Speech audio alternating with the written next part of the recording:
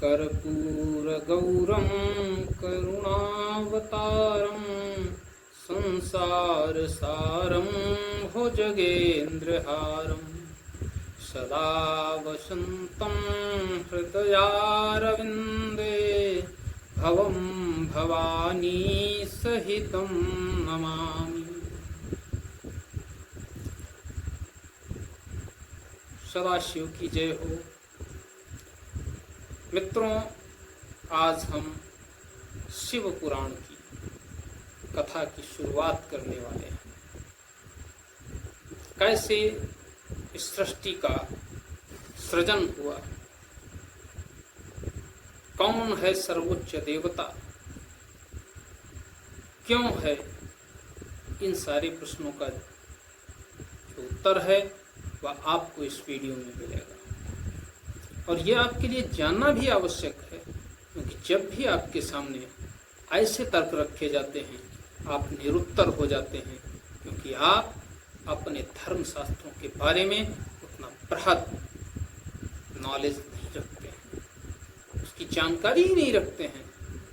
हम जानते हैं कई सारे लोग तो वीडियो देखते ही छोड़कर चले जाएंगे। क्यों चले जाएंगे? क्योंकि उन्हें रुचि ही नहीं है। अरे जिसे अपनों में रुचि न हो, जिसे अपने ईश्वर में रुचि न हो, उसे किस चीज में रुचि होगी? उसका मतलब क्या है जीवित रहने का? लेकिन फिर भी वो जीवित है, क्योंकि ईश्वर सब पर दयालु है, सब पर कृपा करता है। दोस्तों, सदाशिव जो कि इस पृथ्वी के प्रलय के बाद ज्योति स्वरूप रहते हैं, उनका कोई आकार नहीं है, निराकार है, वो कण कण में व्याप्त हैं। क्योंकि प्रलय के बाद वह ज्योति स्वरूप शिव ही इस अखिल ब्रह्मांड में बचते हैं और फिर से वह एक नए जीवन का सृजन करते हैं, एक नई पृथ्वी का सृजन करते हैं। तो उससे पहले उन्हें क्या करना होता है, ब्रह्मा जी जैसा बता रहे हैं, मैं भी आपके समक्ष रखने की चेष्टा कर रहा हूं। मित्रों, भगवान शिव के दाहिने हाथ से सबसे पहले भगवान विष्णु का जन्म होता है। और उनका जब जन्म होता है तो भगवान शिव उनसे तपस्या करने के लिए बोल देते हैं कि तुम तब तक तपस्या करो। क्योंकि पृथ्वी का प्रलय हो चुका था, तो यहाँ पर पवित्र जल की मात्रा ज्यादा हो जाती है और उसी पवित्र जल में ही वह तपस्या करने लगते हैं। तपस्या करते करते युग बीत जाते हैं और एक बार फिर से सदाशिव भगवान का उन्हें आदेश आता है कि अब इसी जल में लेट जाओ। तो वह लेट जाते हैं। फिर उन्हें प्रभु के द्वारा बताया जाता है कि कमल पुष्प अपनी नाभि से निकालिए। कमल पुष्प अपनी नाभि से निकालते हैं, कमल पुष्प बढ़ता चला जाता है और फिर उसके ऊपर ब्रह्मा जी को आसनित करते हैं, बैठाते हैं। ब्रह्मा जी का जन्म विष्णु जी की नाभि से ही हुआ, लेकिन जब ब्रह्मा जी पहुंचते हैं उस पुष्प कमल के ऊपर, तो ब्रह्मा जी के अंदर ये विचार आता है कि आखिर हम आए कहाँ से, कौन हैं, हम अकेले हैं, कोई तो हमें जानने वाला होगा, कोई तो मिलने वाला होगा। तो अब वह उस जल में इधर उधर तो जा नहीं सकते थे। ऐसी स्थिति में उन्होंने उसी जो कमल पुष्प था उसकी जो नाव थी नीचे, उस नाल को ही पकड़े हुए वह नीचे को उतरने लगे। उतरते गए उतरते गए उतरते गए उतरते गए उतरते गए, युग बीत गए। ब्रह्मा जी के लिए युगों का मायने क्या? युग बीत गए, वो नाल का अंत ही नहीं ब्रह्मा जी को मिल रहा था। फिर परेशान हो गए कि ये तो मैंने गलती ही कर दी। फिर से वापस नीचे से ऊपर को चल दिए। फिर जब ऊपर पहुंचे तो भी कुछ नहीं दिखाई पड़ रहा था, केवल वही जल, वही पुष्प, उसके अतिरिक्त कुछ दिखाई नहीं पड़ रहा। ऐसी स्थिति में ब्रह्मा जी बहुत ज्यादा चिंतित थे। तभी भगवान विष्णु प्रकट होते हैं उनके सामने और उनसे कहते हैं कि हे ब्रह्मा, मैं विष्णु हूँ, मैं आपका जन्मदाता हूँ। ब्रह्मा इस बात को मानने के लिए तैयार नहीं होते हैं और वह कहते हैं नहीं, तुम मेरे जन्मदाता नहीं हो सकते। भगवान विष्णु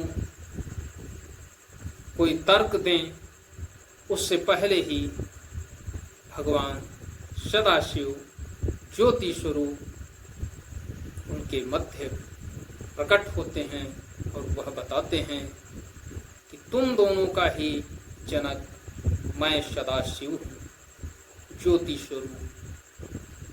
दोनों लोग उनको प्रणाम करते हैं और उनसे अपने लिए आज्ञा मांगते हैं। तो भगवान सदाशिव जी कहते हैं कि हे ब्रह्मा, तुम्हें ब्रह्मांड का निर्माण करना है, सृष्टि का सृजन करना है, प्राणियों की उत्पत्ति करनी है, जीवन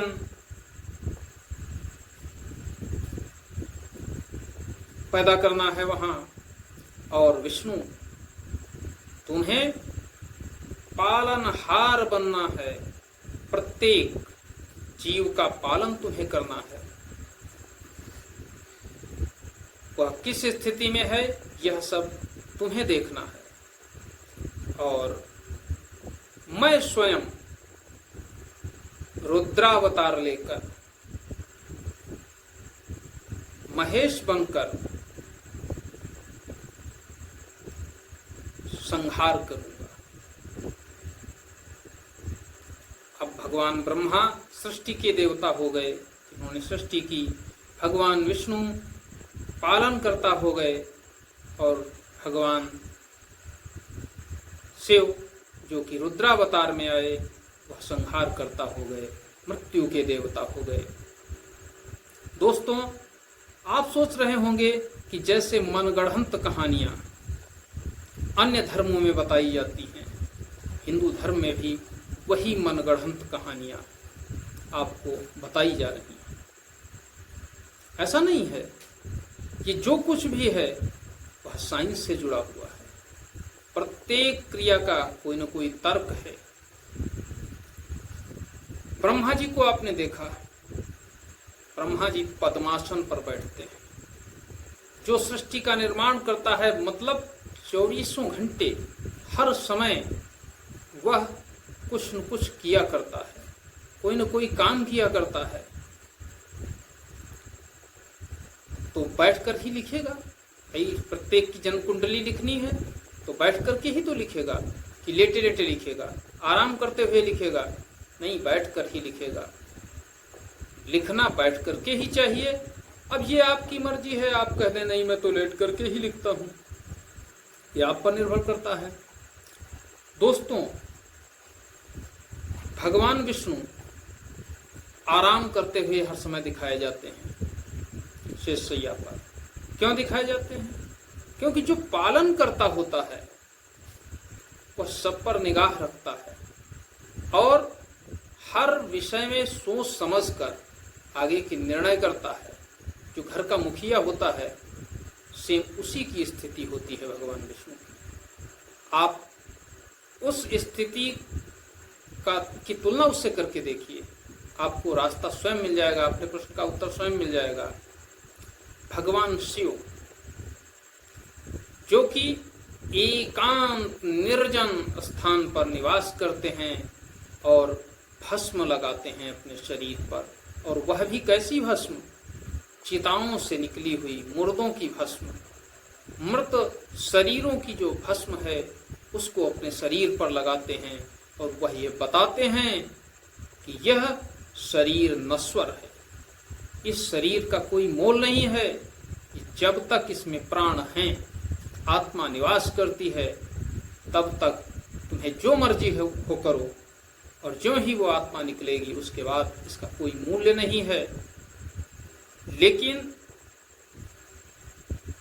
आप ही आत्मा के रूप में परमात्मा का हिस्सा हैं। व्यक्ति को सोचना चाहिए कि हम किस तरह के कृत्य कर रहे हैं।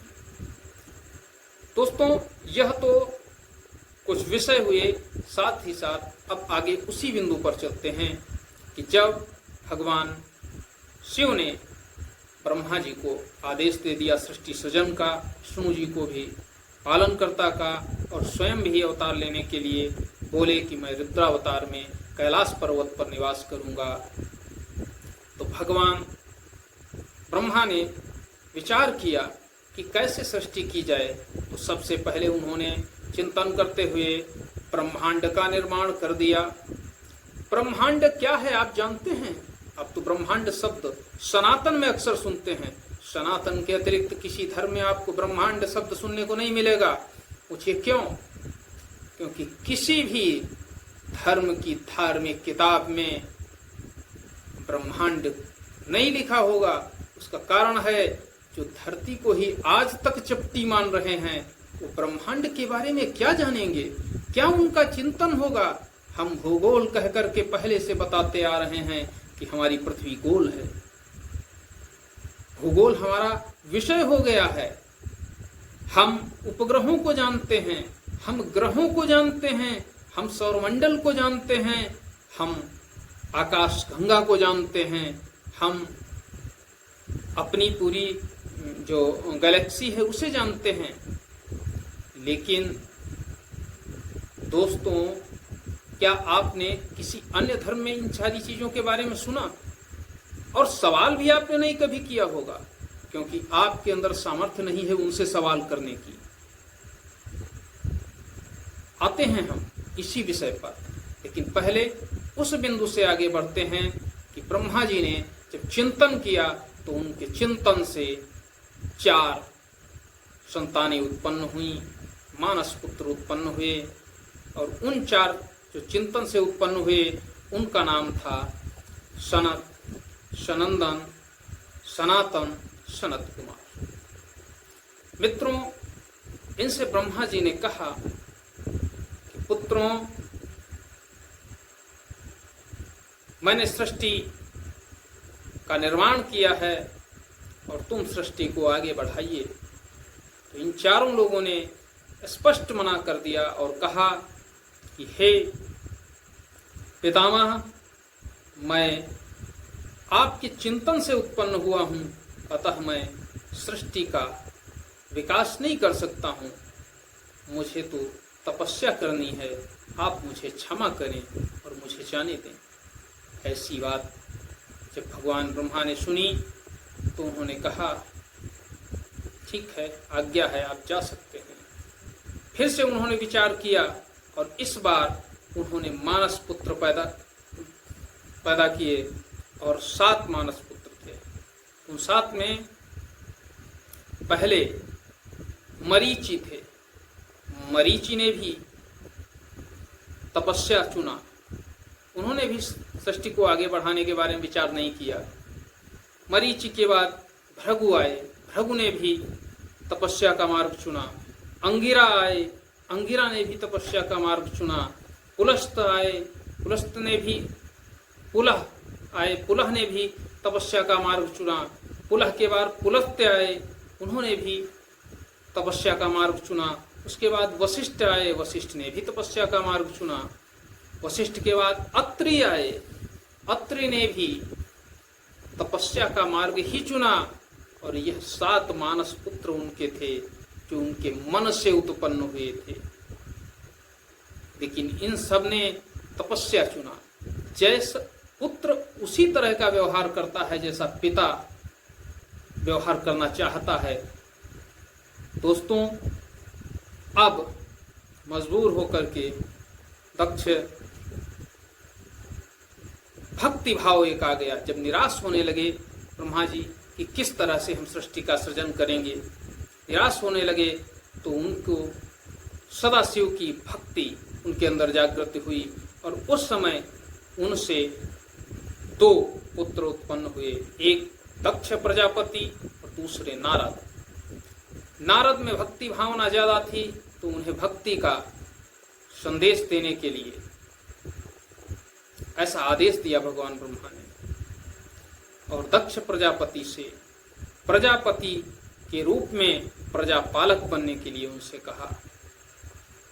दोनों ने अपना अपना कार्य स्वीकार किया, लेकिन अब समस्या ये थी कि इनका निर्माण तो हो चुका था, सृष्टि कैसे आगे बढ़ेगी।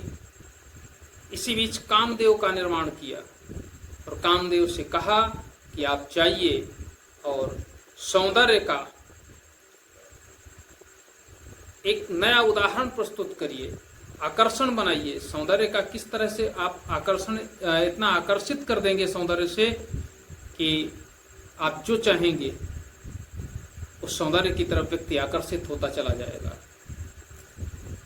कामदेव ने भी भगवान ब्रह्मा की बात मानते हुए अपना कार्य करने की आज्ञा लेकर निकल गए।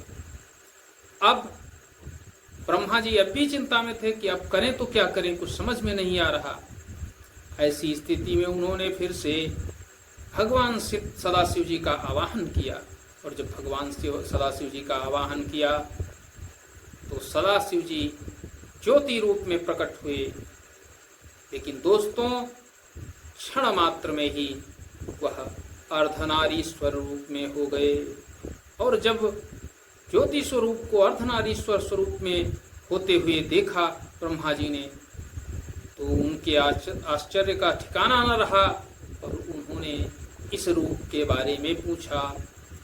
तो भगवान सदाशिव ने बताया कि ऐ ब्रह्मा, इस धरती पर जो भी है वह नर और नारी है। एक नर है, दूसरा मादा है।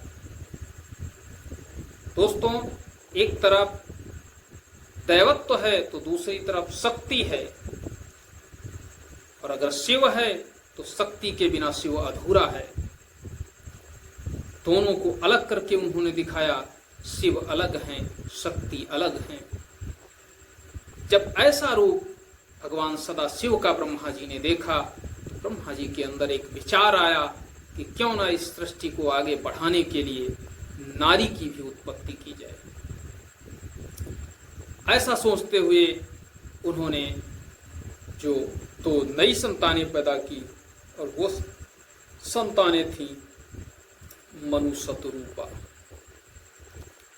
और मनु शतरूपा जो कि उनकी भुजाओं से उत्पन्न हुए थे, दाहिनी भुजा से मनु और बाईं भुजा से शतरूपा, और उन्हें सृष्टि को आगे बढ़ाने की जिम्मेदारी प्रजापति ब्रह्मा के द्वारा दी गई, पितामह ब्रह्मा के द्वारा दी गई, और उन्होंने आगे जाकर के सृष्टि को आगे बढ़ाया। पति पत्नी के रूप में रहते हुए उन्होंने सृष्टि को आगे बढ़ाया। दोस्तों, इसी बीच भगवान सदाशिव ने शंकर का रूप रखते हुए कैलाश पर्वत पर उन्हें अवतार लिया, और कैलाश पर्वत पर जब वो पहुँचे तो अपने शिव गणों के साथ पहुँचे। शिव गणों के साथ पहुँचकर उन्होंने वहाँ पर तपस्या करनी प्रारंभ कर दी, क्योंकि अभी तो शुरुआत थी सृष्टि की। दोस्तों, अगले वीडियो में हम आपको ये बताएंगे कि ब्रह्मांड है क्या। आप ब्रह्मांड के लिए साइंस के कई वीडियोस खोलिए, आप जानिए क्या है ब्रह्मांड। जब आप अपने धर्म की गहराई को जानेंगे, इसकी श्रेष्ठता को जानेंगे, तभी तो आप दूसरे के सामने अपने बात रख पाएंगे। तो आज पहले वीडियो में श्री शिव महापुराण में इतना ही। कल से हम आपको अगले विषय के बारे में, इसके बारे में बताएंगे कि कैसे सती जी का जन्म होता है, कैसे क्या होता है, सब बताएंगे। दक्ष प्रजापति की स्थिति क्या रहेगी। दोस्तों, वीडियो को लाइक करें, चैनल को सब्सक्राइब करें, साथ ही साथ वीडियो को शेयर करें। आज के लिए इतना ही, मिलते हैं नेक्स्ट वीडियो में। तब तक के लिए जय हिंद, जय भारत, धन्यवाद।